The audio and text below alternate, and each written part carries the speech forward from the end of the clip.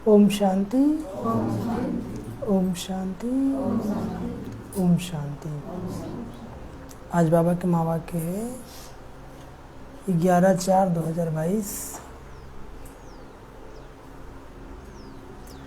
बाबा कहते, मीठे बच्चे, तुम्हारी बुद्धि में सारा दिन सर्विस के ही ख्यालात चलने चाहिए। तुम्हारी बुद्धि में सारा दिन सर्विस के ही ख्यालात चलने चाहिए। तुम्हें सबका कल्याण करना है। तुम्हें सबका कल्याण करना है, क्योंकि तुम हो अंधों की लाठी। क्योंकि तुम हो अंधों की लाठी। आज का प्रश्न, उच्च पद पाने के लिए मुख्य कौन सी धारणा चाहिए? उच्च पद पाने के लिए मुख्य कौन सी धारणा चाहिए?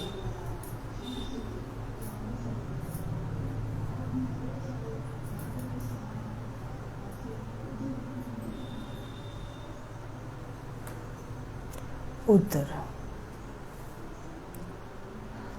उच्च पद तब मिलेगा जब अपनी कर्मेंद्रियों पर पूरा पूरा कंट्रोल होगा। जब अपनी कर्मेंद्रियों पर पूरा पूरा कंट्रोल होगा। अगर कर्मेंद्रियां वश नहीं, चलन ठीक नहीं,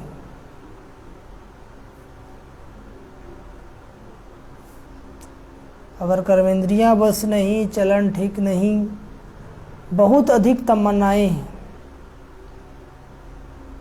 कौमा हबच है, पोस्ट में लालच, हबच में लालच, बहुत अधिक तमन्नाएं हैं, हबच कुछ में लालच है, तो उच्च पद से वंचित हो जाएंगे। तो उच्च पद से वंचित हो जाएंगे। उच्च पद पाना है तो माता पिता को पूरा पूरा फॉलो करो। उच्च पद पाना है तो माता पिता को पूरा फॉलो करो। कर्मेंद्रिय जीत बनो। कर्मेंद्रिय जीत बनो। गीत बजा है नयनहीन को राह दिखाओ प्रभु। ओम शांति। तो बाबा ने कहा, मीठे बच्चे, तुम्हारी बुद्धि में सारा दिन सर्विस के ही ख्यालात चलने चाहिए। कौन सी सर्विस? बाबा की सर्विस, बाबा की सेवा, कि कैसे हम किसी को बाबा का संदेश दे जो उसका भी कल्याण हो जाए। या संसार में जितनी भी आत्माएं हैं सब क्या है? भटक रहे हैं, दुख से परेशान है, अशांत है। तो हमारी बुद्धि में सारा दिन क्या चलनी चाहिए? तुम्हें सबका कल्याण करना है, क्योंकि तुम हो अंधों की लाठी। सारा संसार क्या है? अंधा है। तो हमें क्या बनना है? अंधों की लाठी, यानी बेसहारों का सहारा। क्योंकि अज्ञानता ने सबको अंधा बना दिया है। दो दो आंख तो सभी के पास है, लेकिन जो ज्ञान का नेत्र होना चाहिए वो किसी के पास नहीं है। प्रश्न है कि उच्च पद पाने के लिए मुझे कौन सा धारणा चाहिए? बाबा हैं, सत्य की स्थापना कर रहे हैं, तो उसमें उच्च पद पाना है। पाना है या नहीं पाना है? पाना है। तो कौन सी धारणा चाहिए? तो बाबा उत्तर बताते हैं, उच्च पद तब मिलेगा जब अपनी कर्मेंद्रियों पर पूरा पूरा कंट्रोल होगा। कब मिलेगा? हाँ, हम जो देखना चाहे वही देखे, जो सुनना चाहे वही सुने, और जो बोलना चाहे, जिसको कंट्रोल होगा उसकी निशानी यही होगी। और जिसको कंट्रोल नहीं होगा उसकी निशानी क्या होगी? वो देखना चाहता है कुछ और देख लेता है कुछ, बोलना चाहता है कुछ और बोल लेता है कुछ, और सुनना चाहता है कुछ और सुन लेता है, सोचना चाहता है कुछ, सोचा जाता है कुछ। एक इसकी निशानी है जिसका अपने बस में कर्मेंद्रियां नहीं है। अगर कर्मेंद्रियां वश नहीं, सुने, चलन ठीक नहीं, एक तो कर्मेंद्रियां वश नहीं, दूसरा चलन ठीक नहीं, बहुत अधिक तमन्नाएं हैं, मतलब इच्छाएं हैं, हवच है, हवच मतलब लालच, तो उच्च पद से वंचित हो जाएंगे। यदि ये अवगुण है कि आपको कर्म इंद्रिया बस में नहीं है, चलन विबद चलन है, हाँ, और इच्छा भी बहुत ज़्यादा है, लोभी भी हैं, तो बाबा कहते हैं तो उच्च पद से वंचित हो जाएंगे। उच्च पद पाना है तो माता पिता को पूरा फॉलो करो, जैसे ब्रह्मा बाबा ने किया वैसे हम बच्चों को करना है। कर्मेंद्रिय जीत बनो। बाबा ने क्या किया, सबसे पहले आत्मा बनने का अभ्यास किया कि मैं आत्मा हूँ। ब्रह्मा बाबा, मेरी पत्नी जसोदा आत्मा है, मेरा बेटा आत्मा, सबको आत्मा आत्मा का अभ्यास किया। तो हमें भी क्या करना है, आत्मिक स्थिति का अभ्यास करना है। जब आत्मिक दृष्टि का अभ्यास हो जाएगा तो विकार तो छू मंत्र हो जाएगा। और कर्मेंद्रिय जीत बनो। गीत बजा है नयनहीन को राह दिखाओ प्रभु। अब दो आंख तो सभी के पास है, तो कौन से नयन नहीं है भाई? कर्मेंद्रिया में कितने चीज आते हैं सर? कर्मेंद्रिया में आंख, नाक, कान, जीभ, त्वचा, हाँ, वो सूक्ष्म हो गया। हाँ, बाबा कहते हैं वो सूक्ष्म हो गया, मन बुद्धि संस्कार ये सूक्ष्म हो गया। हाँ जी, तो बाबा कहते हैं नयनहीन को राह दिखाओ प्रभु। ओम शांति। प्रदर्शनी के लिए गीत बहुत अच्छा है, ऐसा नहीं कि प्रदर्शनी में रिकॉर्ड नहीं बजाए जा सकते, इस पर भी तुम समझा सकते हो, क्योंकि पुकारते तो सब हैं, परंतु यह नहीं जानते हैं कि जाना कहाँ है और कौन ले जाएगा। पुकारते तो हे प्रभु ले चलो, लेकिन जाना कहाँ है और ले कौन जाएगा। जैसे कि ड्रामा अथवा भावी बस भक्तों को भक्ति करनी है, जो ड्रामा बना है भक्ति का वो तो करनी है।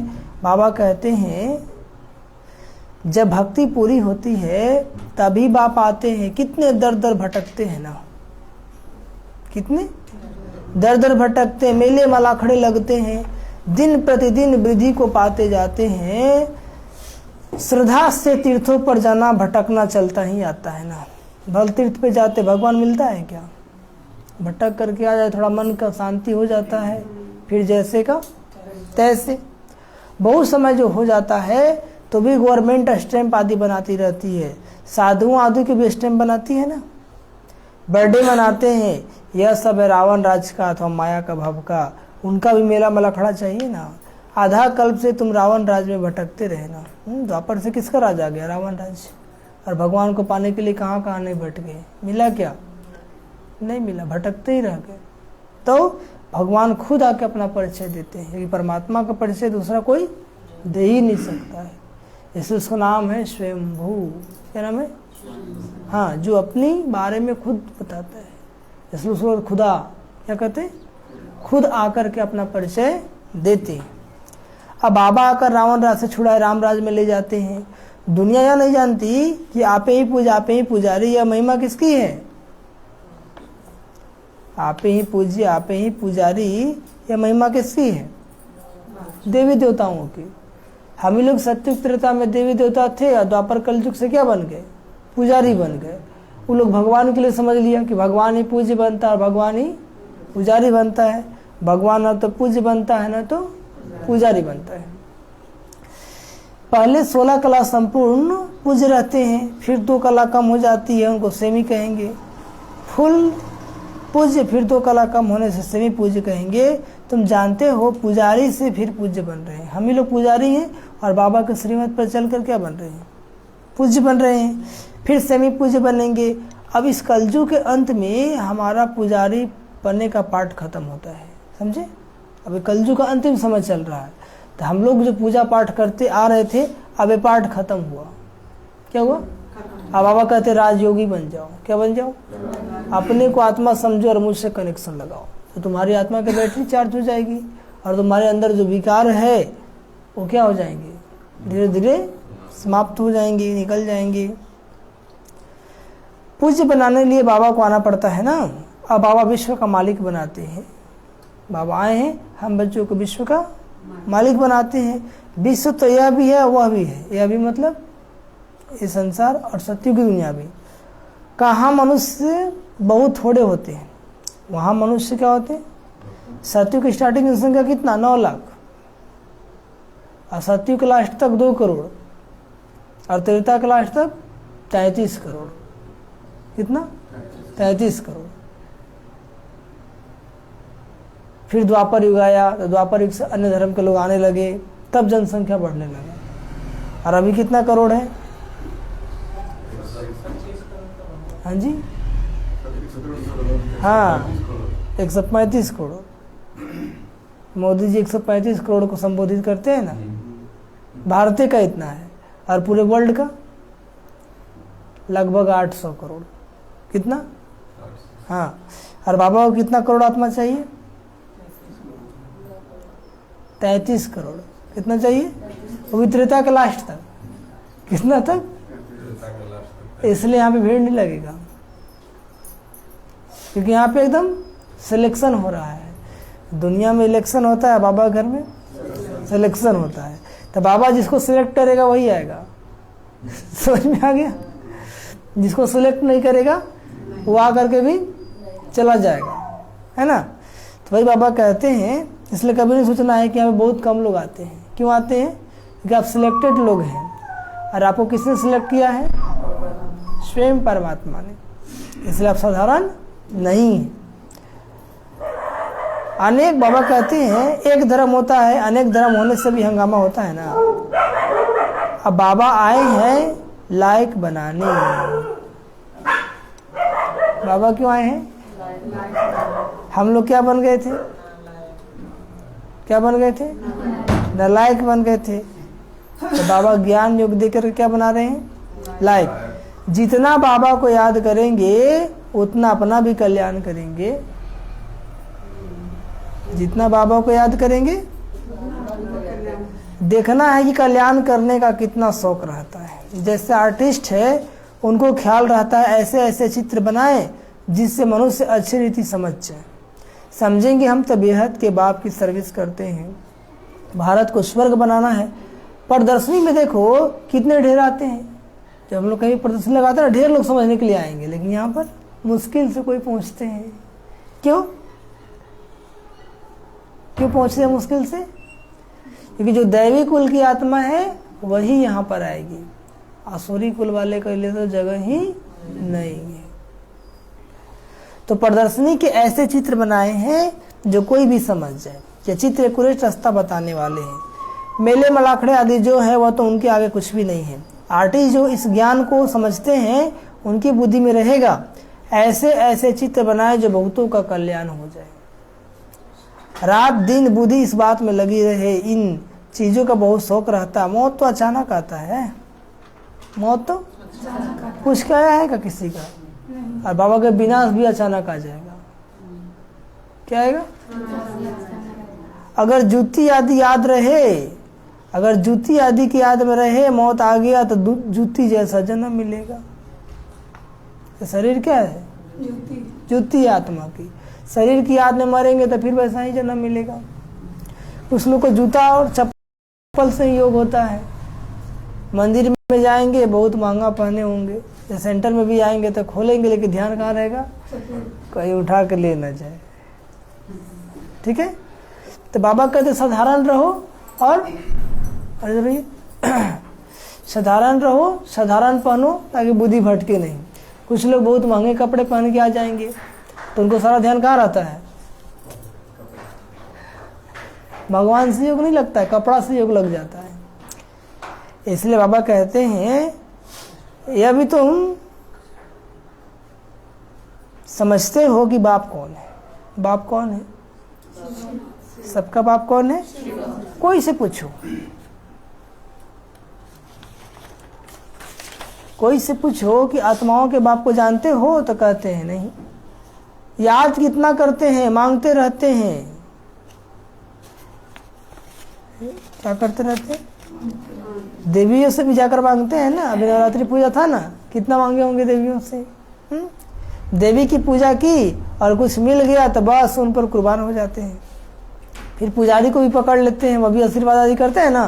कितनी अंधश्रद्धा है। तो ऐसे ऐसे गीतों पर प्रदर्शनी में भी समझा सकते हो। यह प्रदर्शनी तो गांव गांव में जाएगी। जिसमें मुरली चल रहा था उस समय गांव गांव में गया नहीं था, आज पहुंच गया कि नहीं?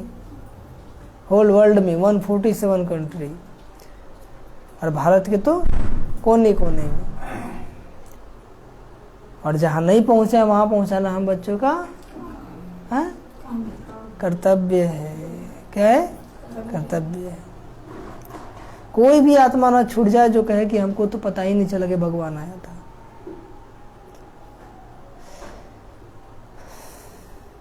तो ऐसे ऐसे गीतों पर प्रदर्शनी भी समझा सकते हो। यह प्रदर्शनी तो गांव गांव में जाएगी। बाप गरीब निवाज है, उन्हों को जोर से उठाना है।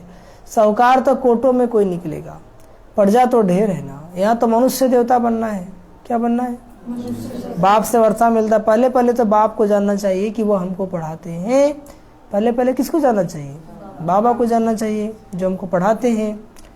इस समय मनुष्य कितने पत्थर बुद्धि है, कितने पत्थर बुद्धि है?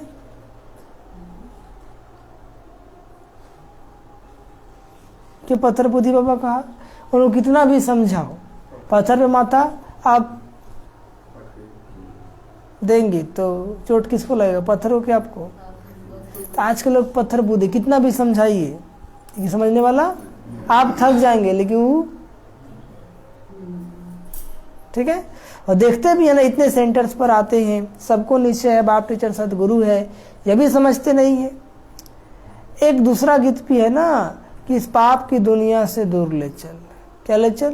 पाप की दुनिया से। तो वो भी अच्छा है। यह पाप की दुनिया तो है ही, भगवानुवाच यह आसुरी संप्रदाय है। कैसे संप्रदाय है? आसुरी संप्रदाय। मैं इनको दैवी संप्रदाय बनाता हूँ, फिर मनुष्यों की कमेटियां आदि यह कार्य कैसे कर सकती है? यहाँ तो सारी बात बुद्धि की है ना। भगवान कहते हैं तुम पतित हो, तुमको भविष्य के लिए पावन स्वदेवता बनाता हूँ। बाबा कहते तुम अभी क्या बन गए हो? पतित बन गए हो, और भविष्य के लिए हम तुझे क्या बनाता हूँ? पावन देवता बनाता हूँ। इस समय सभी पतित हैं। चेयर थोड़ा सा आगे कीजिए, चेयर को थोड़ा सा आगे कीजिए। हाँ, देखिए दीवार को गिर गया आपका, देख करके लगाया कीजिए, ठीक है। बहुत थोड़ा आगे हुई।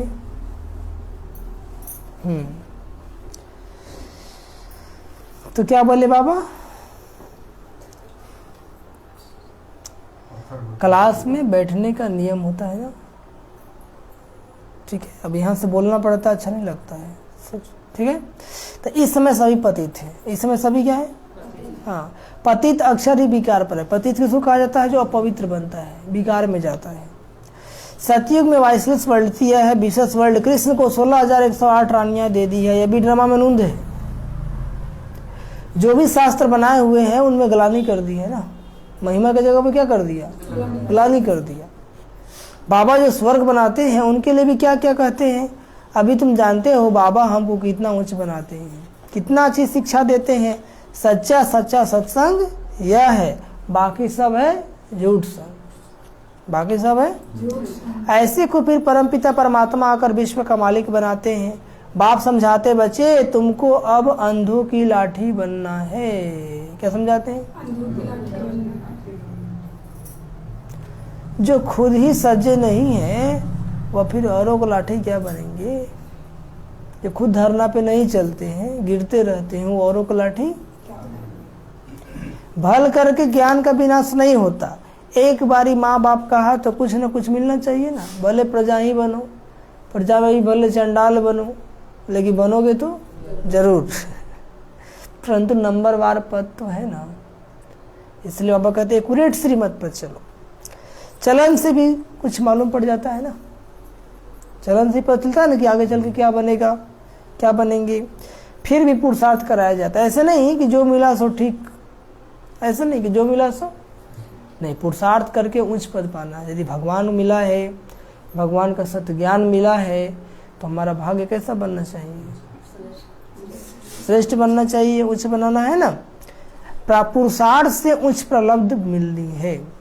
बिगर पुरुषार्थ तो पानी भी मिल ना सके, समझे। पानी आपको ला कर रख दिया, पुरुषार्थ करना पड़ेगा पीने के लिए, ठीक है। तो बाबा कहते बिगर पुरुषार्थ तो, इसको कर्म क्षेत्र कहा जाता है। यहाँ कर्म बिगर मनुष्य रह न सके। ये संसृष्टि क्या है? कर्म क्षेत्र है। सांस लेना भी कर्म है, भोजन करना भी कर्म है, और सोना भी कर्म है। बाबा कहते हैं कर्म संन्यास अक्षर ही रॉन्ग है। कर्म का संन्यास हो ही नहीं सकता। बहुत हट करते हैं ना, पानी पर आग पर चलना सीखते हैं, परंतु फायदा क्या मिला? क्या मिला? अल्पकाल के थोड़ा सा नाम मान हुआ, फिर क्या हुआ? जैसे को तैसे। एक बार बताया था ना कि एक सन्यासी था, तपस्या किया 12 साल, कितने साल, और सिद्धि प्राप्त किया कि हम जल पर चल जाए। तो जल पर चलता था। तो एक बहुत बड़े भक्त थे उस समय के, तो आ रहे थे, तो अपने नदी में नाव पे चढ़े और नाव से वापस नाव से इस पार आए। तो सन्यासी भी बोला, तो बोला देखा तुमको नाव पे चढ़ना पड़ा और हमको देखो, हम तो पानी पे चल करके आ गए। तो जो भगत था बोला इसमें कौन बड़ी बात है, अरे नाव पार होने में हमको 25 पैसा लगा। कितना लगा? तुम 12 साल में कितना पैसा की कमाई किया? 25 पैसा की। इतना यदि तुम प्रभु को याद करता तो सदगति हो जाता। क्या हो जाता? हाँ। तो आजकल दिखावा बहुत ज़्यादा है, उसमें वो फंसना नहीं है। परंतु फायदा क्या मिला? मुफ्त तो आयु गवाते हैं ना। चलो पानी पे चल गए, आग पे चल गए, तो क्या हुआ? फायदा हुआ क्या? भक्ति की जाती है रावण के दुख से छूटने के लिए ना। भक्ति क्यों करते हैं? रावण के दुख से छूटने के लिए, छूटकर फिर वापस जाना। इसलिए सब याद करते हम मुक्ति धाम में जाए अथवा सुख धाम में जाए। दोनों ही पास्ट हो गए हैं ना, दोनों ही क्या हो गए? पास्ट हो गए हैं।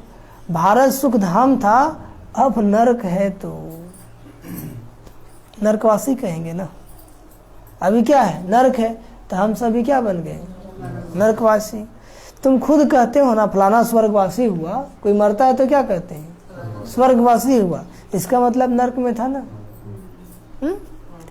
अच्छा तुम तो नरक में हो ना, हेवन के अगेंस्ट हेल है, बाकी वह तो है शांति धाम। बड़े बड़े लोग इतना भी समझते नहीं है, जो अपने हमको बड़े बड़े समझते हो इतना भी समझते, अपने को आप ही सिद्ध करते हैं कि हम हेल में हैं। बड़ी युक्ति से सिद्ध कर बताना है। समझाने का भी तरीका होता है, तरीका से समझाएंगे तो समझ जाएगा, नहीं तो आप ही को समझाने लगेंगे। ठीक है? हाँ, यह प्रदर्शनी तो बहुत काम कर दिखाएगी। इससे मनुष्य कितने पाप करते हैं, कितने पाप करते हैं? जगने से सोने तक पाप करते हैं, स्वप्न में भी पाप करते हैं, स्वप्न में भी पाप ही करते हैं, क्योंकि स्वप्न में तो 5 विकारों के वशीभूति आता है ना।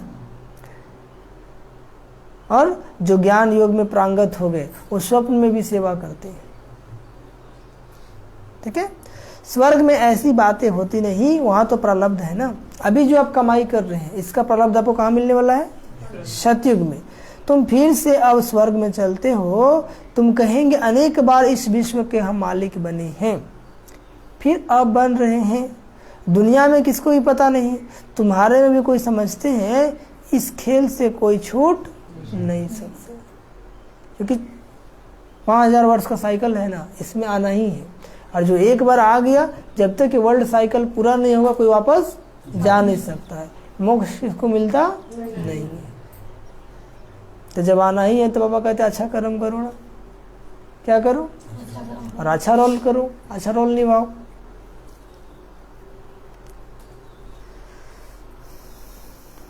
इन खेल से कोई छूट नहीं सकता। मोक्ष भी मनुष्य तब चाहते हैं जब दुखी होते हैं ना। बाबा तो कहते हैं अच्छी रीति पुरुषार्थ करो। क्या करो? पुरुषार्थ क्या है? पुरुषार्थ का अर्थ क्या है? आत्मचिंतन। पुरुषार्थ का अर्थ है पुरुष, पुरुष प्लस अर्थ। पुरुष मतलब आत्मा, आत्मा की उन्नति के लिए किया गया जो भी कर्म है उसको पुरुषार्थ कहते हैं। तो बाबा कहते पुरुष स्वरूप में स्थित होकर रहो, कि मैं शरीर नहीं, मैं कौन हूँ? आत्मा हूँ। और आत्मिक स्थिति में स्थित होकर कर्म करो, यही पुरुषार्थ है। हर कर्म में याद रहे कि मैं कौन हूँ? आत्मा हूँ, और वो मेरा बाबा है, मैं उसकी संतान हूँ। तो पुरुषार्थ मुश्किल है कि सहज है? आत्मा समझ के हर वर्क करना है। मैं घड़ी घड़ी याद दिलाता तुम तो देव हो, कितने सुंदर लगते हो। हाँ? 10 बार दर्पण देखते हैं ना, 10 बार का बहुत ही बार। तो बाबा कहते एक बार याद कर लो मैं कौन? मैं हाड़ मांस का शरीर नहीं हूँ, मैं कौन हूँ? आत्मा हूँ। तो इस अवेयरनेस को जागृत करते जाना है। इसको क्या करते जाना है? हाँ। कौन कौन जागृत कर लिए हैं? कोई नहीं किए हैं। कर रहे हैं। अच्छा, तो बाबा कहते हैं माँ बाप को फॉलो करो तो अच्छा पद पालो, अपनी चलन को सुधारो, हमारी चलन ऐसी हो जो हमें देखकर किसी के बुरे संकल्प न चले। आज लोग चलवे करते असुर की तरह, खाना पीना रहना सब क्या होता है। हाँ, बाप को राह बताते, बाप तो राह बताते हैं, उस पर क्यों नहीं चलते हो। बाबा तो रास्ता बताते हैं, चलो अपना दिमाग नहीं है, बाबा जितना कहते उतना ही करो। जास्ती तमन्नाएं नहीं रखनी चाहिए। तमन्ना मतलब इच्छा। हाँ, यज्ञ से जो मिले सो अच्छा। बाबा हम बच्चों को बता रहे हैं, ये बाबा का यज्ञ चल रहा है ना, यज्ञ से जो मिले सो अच्छा। हबच यानी लालच है ना, कर्मेंद्रिया बस में नहीं है तो ऊंच पद पा नहीं सकते। तो राजयोग के माध्यम से हमें क्या करना है, अपने कर्मेंद्रियों को अपने वश में करना है। ऐसा बस में करना है कि जो हम चाहे वही हो, जो हम देखना चाहे वही देखें। लेकिन होता क्या, आप रास्ता में जाते हैं ना, जो नहीं देखना चाहते वही देखते जाते हैं। नहीं चाहते बुद्धि दृष्टि चली जाती, फिर संकल्प चलता है। क्या चलता है? फिर संकल्प चलता है तो फिर टेंशन हो जाता है, अरे हम तो नहीं चाह रहे थे कैसे आ गया। फिर युद्ध होने लगता है, तो मन की शांति खत्म। फिर उसका जो वाइब्रेशन आपके कर्म पे पड़ेगा, फिर आपके घर पे पड़ेगा। ठीक है, तो बाबा कहते हैं उस पद पा नहीं सकते। तो ऐसे ऐसे गीत प्रदर्शनी में बजाए उस पर तुम समझा सकते हो। तुम हो शिव बाबा के परिवार। आप सभी कौन है? शिव बाबा के परिवार। शिव बाबा के ऊपर तो कोई है नहीं, शिव बाबा के ऊपर है नहीं है, और सबके ऊपर तो कोई ना कोई निकलेंगे। जितने भी धर्म है, देवी देवता हैं, और सबके ऊपर कोई ना कोई तो निकलेंगे। 84 जन्म में दादा बाबा भी 84 मिलते हैं। सुने, 84 जन्म के 84 माँ बाप, 84 जन्म के। हाँ, इसलिए भगवान कहते किस मुंह में फंसे हो। इस जन्म के जो माँ बाप है अगला में मिलेगा क्या? नहीं मिलेगा। इस जन्म में जो पति पत्नी आगे मिलेगा क्या? मिलेगा? नहीं मिलेगा। तो भगवान कहते अच्छा कर्म करो ना, किसी के चलते अपना पुरुषार्थ खराब क्यों करते हो। अच्छा करेंगे तो मिलता है, ऐसा बात नहीं है। पति पत्नी क्योंकि बाबा कहते हैं कि अच्छा से पुरुषार्थ करोगे एक साथ, अब पत्नी का पुरुषार्थ तेज है, पति का कम है, तो अगला जन्म में पति पत्नी बनेंगे? नहीं बनेंगे। एक मालिक बनेगा, एक नौकर बन जाएगा। क्या बन जाएगा? नागमती में तो हंस रही सही बात है, ऐसा ही होता है। तो अब नई रचना रच रहे हैं, अर्थात पुरानी को नया बनाते हैं। तुम जानते हो हम सांवरे से गोरे बनते हैं ना। सांवरे मतलब पतित, और गोरे मतलब पावन। पावन मतलब पवित्र, और पवित्र मतलब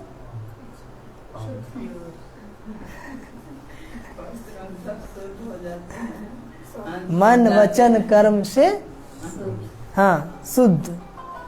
मन वचन कर्म में बाबा के श्रीमत के विरुद्ध कोई संकल्प न चले, इसको बोलते हैं पवित्र। स्वर्ग में श्री कृष्ण है नंबर 1, फिर लास्ट में उनका जन्म है, फिर यही पहला नंबर बनता है ना। पूरे 84 जन्म श्री कृष्ण ने लिए। किसने लिए? सूर्यवंशी देवी संप्रदाय ने पूरे 84 जन्म लिए। बाप कहते जो श्री कृष्ण पहला नंबर था, उनके ही अंतिम जन्म में प्रवेश कर फिर उनको श्री कृष्ण बनाता हूँ। ये जो बाबा देख रहे हैं ना, ये श्री कृष्ण की आत्मा है। 84 जन्म लेकर के श्री कृष्ण भी ऐसे बन जाते हैं। तो बाबा उन्हीं के श्री कृष्ण के ही तन में आते हैं। जब 84 जन्म लेकर के एकदम अति साधारण बन जाते हैं, तब बाबा इनके तन में आते हैं और इनके माध्यम से ज्ञान सुनाते हैं। अच्छा, मीठी मीठी सी की लदे बच्चों प्रति माता पिता बाप दादा का याद प्यारो गुड मॉर्निंग। रूहानी बाप की रूहानी बच्चों को नमस्ते। हम रूहानी बच्चों की रूहानी माता पिता बाप दादा जी को याद प्यार गुड मॉर्निंग और नमस्ते नमस्ते नमस्ते। धरना के लिए मुख्य सर पहली पॉइंट, सारे मुरली के साथ, सारे मुरली के साथ 2 पॉइंट में सारे मुरली का सर। हाँ, कोई भी विनाशी तमन्नाएं नहीं रखनी है, कोई भी विनाशी इच्छा नहीं रखनी है। अपना और सर्व का कल्याण करना है, अपना और सर्व का कल्याण करना है। जो अपना ही कल्याण नहीं करेगा और किसी कल्याण कर सकता है क्या? दूसरी पॉइंट, देश सहित सब कुछ भूल वापस घर चलना है। देश सहित सब कुछ भूल वापस घर चलना है। देश सहित सब कुछ भूल वापस घर चलना है। इसलिए चेक करो कि बुद्धि कहीं पर भी अटकी हुई ना हो। वापस चलना है ना, तो बुद्धि का लगन एक बाबा से है या संबंधियों में अटका हुआ है, पदार्थों में अटका हुआ है, या देह में ही अटका हुआ है।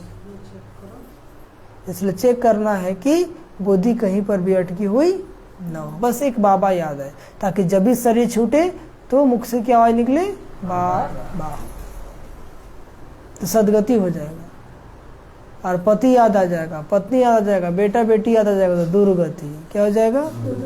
तो आप लोग को सदगति चाहिए कि दुर्गति चाहिए? आज जो नहीं बोल रहा है उसको दुर्गति चाहिए, बोलना है ना। तब बल्कि सदगति के लिए तो आते हैं ना बाबा घर में, तो बाबा तो रास्ता बताएंगे, चलना तो आप ही को होगा। वरदान, नेचुरल अटेंशन को अपनी नेचर बनाने वाली, नेचुरल अटेंशन वो अपनी नेचर कोष्ठ में आदत बनाने वाले स्मृति स्वरूप भव। नेचुरल अटेंशन को अपनी नेचर कोष्ठ में आदत बनाने वाले स्मृति स्वरूप भव।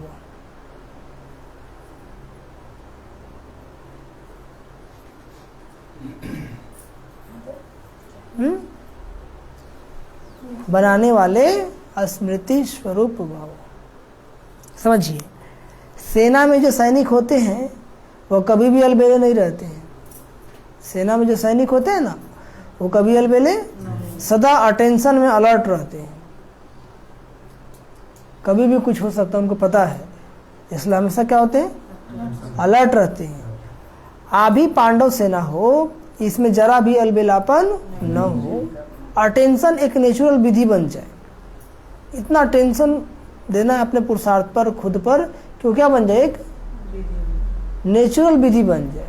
योग लगाना ना पड़े, योग लगा ही रहे। हम आत्मा हैं, बार बार याद करना पड़े, एकदम स्वतः स्मृति स्वरूप बन जाए। तो इसके लिए बार बार अटेंशन कह देना है। हाँ, तो बाबा कहते विधि बन जाए। कई अटेंशन का भी टेंशन रखते हैं, अटेंशन रखते रखते भी क्या होता है, फिर सर उनका भारी हो जाता है। होता है ना, होता है। लेकिन टेंशन की लाइफ सदा नहीं चल सकती, इसलिए नेचुरल अटेंशन अपनी नेचर बनाओ। अटेंशन रखने से स्वतः स्मृति स्वरूप बन जाएंगे, विस्मृति की आदत छूट जाएगी। अटेंशन क्या रखना है, मैं आत्मा हूँ, मैं कौन हूँ, और बाबा का बच्चा हूँ। नेचुरल हर कर्म करते याद रहे, मैं कौन और मेरा कौन। यही 2 बात याद रखना है।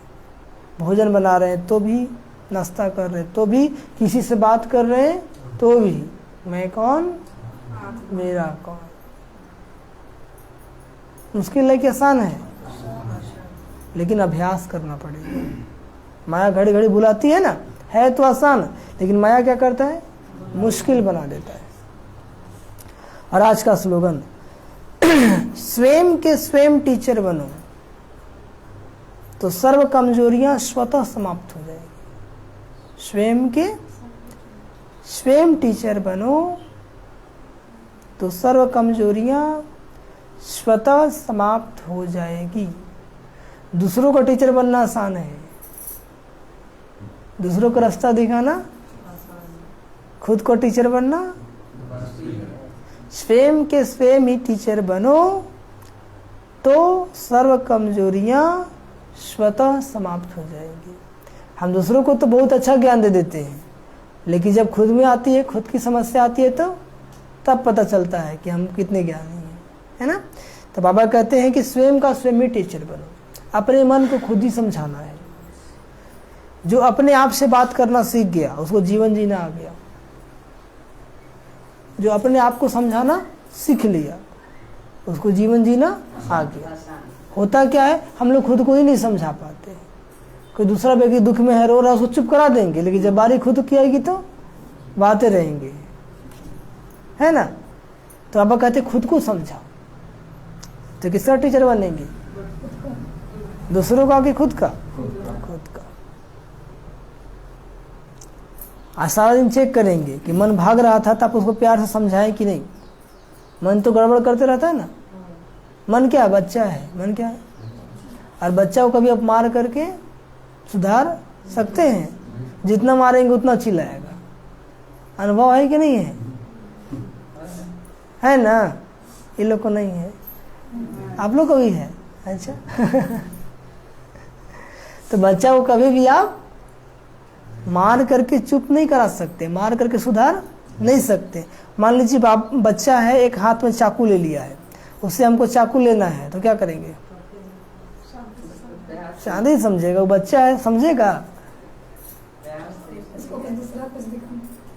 प्यार से समझेगा माता जी, ये समझाए हैं उसको इधर से लड्डू दिखा देंगे, टॉफी दिखा देंगे, ये चाहिए बोलेगा हाँ तो बोला दो, ठीक है, दे देगा कि नहीं। और नहीं तो ऐसे समझा तो काट लेगा हाथ। उसको पता नहीं ना कि चाकू को इससे हाथ कटता है। तो बाबा भी जब धरती पर आते हैं तो हम लोग भी तो बच्चे हैं, क्या है, तो हम लोग भी चाकू पकड़ कर रखे हैं। कौन सा चाकू? विकारों का, बुराइयों का। तो बाबा जानते हैं कि इसको बोलेंगे तो काट लेगा। तो बाबा ने क्या किया? हमको भी लड्डू दिखाया। क्या दिखाया? चाहिए। और लड्डू क्या है?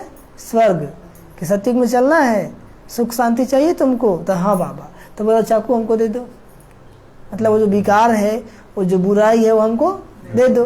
तो जो समझदार बच्चा है वो दे दिया। कुछ लोग अभी पकड़ के रखे हैं तो कट रहा है, तो दर्द किसको हो रहा है? माँ बाप को, बच्चों को। लेकिन बच्चों को दुख तो माँ बाप को अच्छा लगता है? नहीं लगता है ना। इसलिए वो बार बार हम बच्चों को समझाते हैं। तो मातेश्वरी जी के अनमोल महावाक्य, याद का ताल्लुक संबंध है ज्ञान से। याद का ताल्लुक है ज्ञान से। ज्ञान के बिना यथार्थ याद नहीं रह सकते। पहले पहले मनुष्य को अपनी सुखी जीवन बनाने के लिए कौन सी मुख्य पॉइंट बुद्धि में रखनी है? पहले पहले अपने जीवन को सुखी बनाने के लिए मनुष्य को कौन सी पॉइंट बुद्धि में रखनी है? पहले तो यह मुख्य बात समझनी है कि जिस परमात्मा बाप की हम संतान हैं, उस बाप की याद में हर समय श्वासों श्वास उपस्थित रहे। हर समय। हम बच्चे किसके? बाबा के। तो हर समय श्वासों श्वास उसकी निरंतर याद रहे।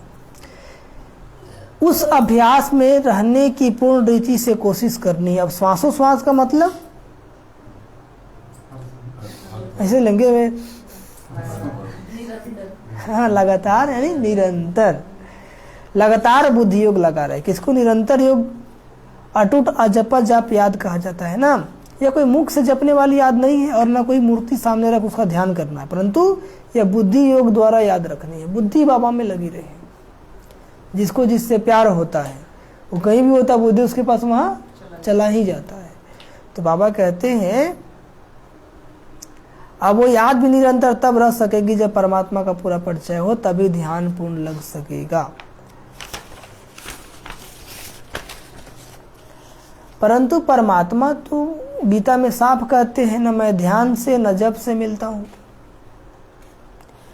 न मेरी सूरत को सामने रख उसका ध्यान करना है, परंतु ज्ञान योग द्वारा परमात्मा को पाना है। ये गीता में लिखा हुआ है। इसलिए पहले चाहिए ज्ञान।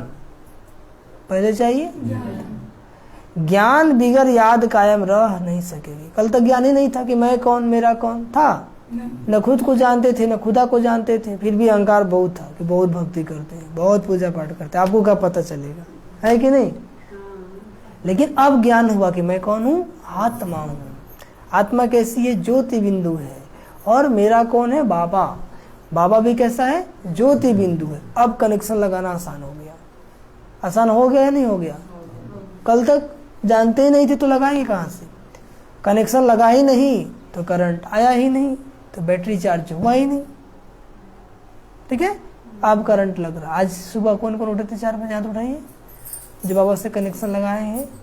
अच्छा, जो बाबा गुड मॉर्निंग बोले हैं सुबह सुबह, जो कल गुड नाइट बोले थे बाबा को, सोने से पहले बाबा को चार्ट दिए थे सारे दिन में क्या क्या किए, जो बता के सोए वहाँ तो उठाइए, जो बता के सोए, और जो बता के नहीं सोए वहाँ तो उठाइए। आप भी नहीं, क्यों नहीं बता के सोए थे? पैसा लग रहा था क्या? सोना है, मालिक है ना, तो हिसाब किताब देंगे कि नहीं? इसका मतलब मालिक सबको डर नहीं है। सारे दिन का पोता मेल बाबा को बताएंगे, सोने से लेकर जगने से लेकर के सोने तक का, कि बाबा हमने क्या क्या किया। और जो लाइव सुन रहा वो नहीं बोल रहा भाई, ठीक है। तो बाबा कहते हैं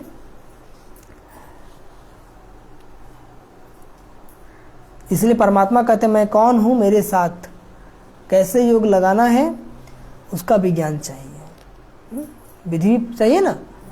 ज्ञान के लिए फिर पहले संग चाहिए, जैसी संग वैसी रंग। अभी आप श्रेष्ठ संग में बैठे हुए हैं ना, ठीक है, एक सेकंड में कनेक्शन लग जाएगा, क्योंकि प्योर वाइब्रेशन क्या है, पॉजिटिव है। जहाँ आपका वाइब्रेशन पॉजिटिव नहीं है वहाँ की निशानी क्या है, आपको तुरंत सर भारी हो जाएगा, ठीक है, मन नहीं लगेगा वहाँ पर, गजब लगेगा। जहाँ का वाइब्रेशन गंदा है, बैठेंगे ना सुनने में मन लगेगा ना सुनाने में मन लगेगा, तो वातावरण भारी भारी जैसा लगेगा कहाँ पहुँच गए, ठीक है। तो बाबा कहते हैं तो यह सब ज्ञान की पॉइंट बुद्धि में रखनी है, तब योग ठीक लगेगा, लग सकेगा। दूसरी पॉइंट, सृष्टि की आदि कैसे होगी? सृष्टि की आदि प्रारंभ कैसे होगी? मनुष्य पूछते हैं कि परमात्मा ने सृष्टि कैसे रची, आदि में कौन सा मनुष्य रचा?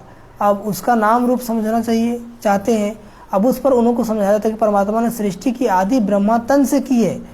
पहला आदमी ब्रह्मा है ना, आदम बीबी कहते हैं ना, पहला आदमी कौन है? ब्रह्मा रचा है। तो जिस परमात्मा ने सृष्टि की आदि की है तो अवश्य परमात्मा ने भी सृष्टि में अपना पार्ट बजाया है। अब परमात्मा ने कैसे पार्ट बजाया? पहले तो परमात्मा ने सृष्टि को रचा, उसमें भी पहले ब्रह्मा को रचा। तो गोया पहले ब्रह्मा की आत्मा पवित्र हुई, वही जाकर श्री कृष्ण बनी, उसी तन द्वारा फिर देवी देवताओं की सृष्टि की स्थापना की। तो दैवी सृष्टि की रचना ब्रह्मा तन द्वारा कराई, तो देवी देवताओं का आदि पिता ब्रह्मा ठहरा, ब्रह्मा से श्री कृष्ण बनता है, वही श्री कृष्ण का फिर अंत जन्म ब्रह्मा है। अब ऐसे ही सृष्टि का नियम चलता है। अब वही आत्मा सुख का पार्ट पूरा कर दुख के पार्ट में आती है, तो रजो तमो अवस्था पास कर फिर शूद्र से ब्राह्मण बनती है। तो हम है ब्राह्मण वंशी, ऋषि वंशी, सच्चे ब्राह्मण। अब ब्रह्मा वंशी उसको कहते हैं जो ब्रह्मा के द्वारा अविनाशी ज्ञान लेकर पवित्र बनते हैं।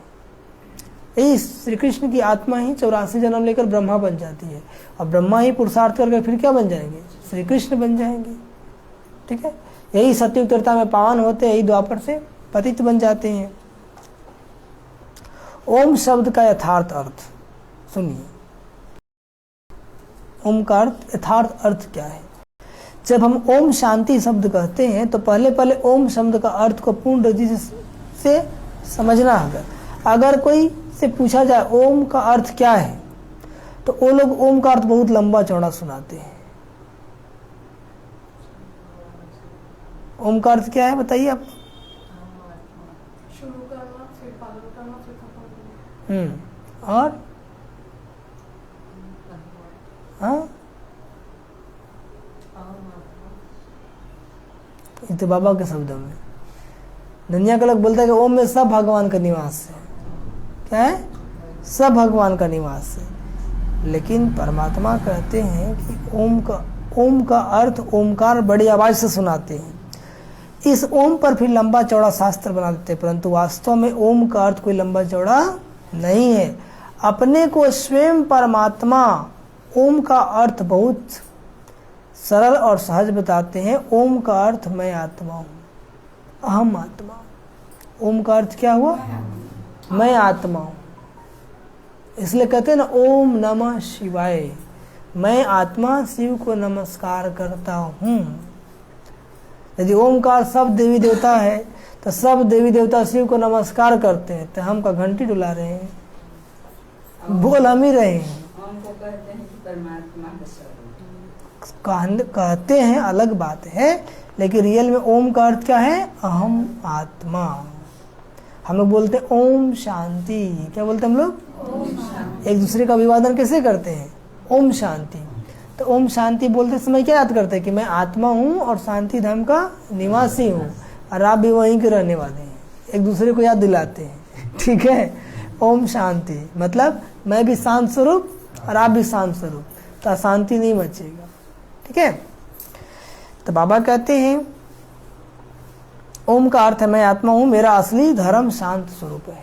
आत्मा का धर्म क्या है? शांत स्वरूप। इसलिए हम कभी अशांत नहीं हो सकते। अब इस ओम के अर्थ में उपस्थित रहना है। तो ओम का अर्थ मैं आत्मा परमात्मा के संतान हूँ। मुख्य बात यह हुई कि ओम का अर्थ में सिर्फ टिकना है, मैं आत्मा हूँ, इस अर्थ में टिकना है। बाकी मुख से ओम का उच्चारण करने की जरूरत नहीं है। यह तो बुद्धि में निश्चय रखकर चलना है। ओम का जो अर्थ है उस स्वरूप में स्थित रहना है। बाकी वह लोग भल ओम का अर्थ सुनाते हैं मगर उस स्वरूप में स्थित नहीं रहते। ओम का उच्चारण करते हैं लेकिन ओम स्वरूप में स्थित नहीं रहते। चलो आप ओम का उच्चारण भी करते हो तो ओम स्वरूप में स्थित हुए करो। ओम कौन कौन करते हैं? नहीं करते हैं, करना चाहिए। योगा में तो आता है ना। हाँ, हम तो ओम का स्वरूप जानते हैं तभी उस स्वरूप में स्थित होते हैं। हम यह भी जानते हैं कि परमात्मा बीजरूप है और उस बीजरूप परमात्मा ने इस सारे झाड़ को कैसे रचा हुआ है, उसकी सारी नॉलेज अभी हमें मिल रही है। जैसे मुरली सुनेंगे ना, परमात्मा सृष्टि के आदि मध्य अंत का कहानी हम बच्चों को सुनाती। अच्छा, ओम शांति, ओम शांति, ओम शांति, ओम शांति। तो मीठे बच्चे, तुम्हारी बुद्धि में सारा दिन सर्विस के ही ख्यालात चलने चाहिए। कौन से ख्यालात? कैसे बाबा की सेवा करे, कैसे किसी को बाबा का संदेश दे जो उसका भी कल्याण हो जाए। लेकिन सबसे पहले अपना कल्याण करना है। किसका कल्याण करना है? हाँ, जो अपना ही कल्याण नहीं किया और दूसरों को कर सकता है क्या? नहीं। तुम्हें सबका कल्याण करना है। तुम्हें अंधों की लाठी, क्योंकि तुम हो अंधों की लाठी, मतलब बेसहारे का सहारा। प्रश्न, उच्च पद पाने के लिए मुझे कौन सी धारणा चाहिए? उत्तर, उच्च पद तब मिलेगा जब अपनी कर्मेंद्रियों पर पूरा पूरा कंट्रोल होगा। उच्च पद कब मिलेगा? और कंट्रोल नहीं होगा तो उच्च पद मिलेगा नहीं। अगर कर्मेंद्रिया बस नहीं, चलन ठीक नहीं, बहुत अधिक तमन्नाएं हैं, हवस लालच है, तो उच्च पद से वंचित हो जाएंगे। उच्च पद पाना है तो माता पिता को पूरा फॉलो करो। कर्मेंद्रिय जीत बनो। क्या बनो? हाँ, इस आँख को जीतो, इस मुंह को जीतो, इस कान को जीतो। जो हम देखना चाहे वही देखे, जो हम बोलना चाहे वही बोले, जो हम सुनना चाहे वही सुने, ठीक है। और गीत क्या वजह है? नयनहीन को राह दिखाओ प्रभु। संसार में जितनी भी आत्माएं सब कहते कि भगवान हम तो अंधे हैं, मुझे रास्ता दिखाओ। अब दो दो आँख तो सबके पास है, फिर अंधे कैसे हैं? तो ज्ञान का नेत्र नहीं है ना, इसलिए तीसरा आँख कहते हैं। तो तीसरा आँख क्या? ज्ञान का नेत्र, मतलब समझ। कल तक समझ नहीं था, इसलिए परिवर्तन नहीं हुआ। अच्छा, ओम शांति, ओम शांति, ओम शांति। तो अभी हम लोग 2 मिनट बाबा को याद करेंगे।